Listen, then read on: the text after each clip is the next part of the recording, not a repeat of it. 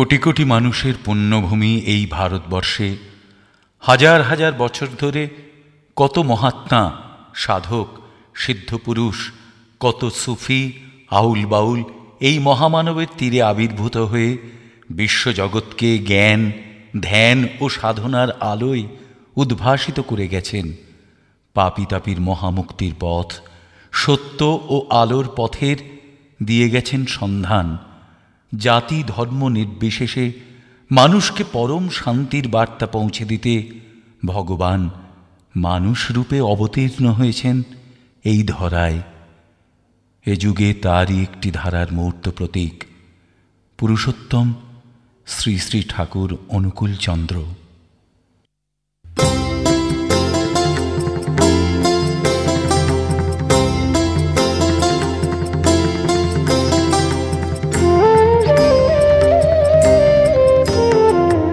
পুরুষোত্তম অনুকূল শুধু প্রণমি তোমায়, পুরুষোত্তম অনুকূল শুধু প্রণমি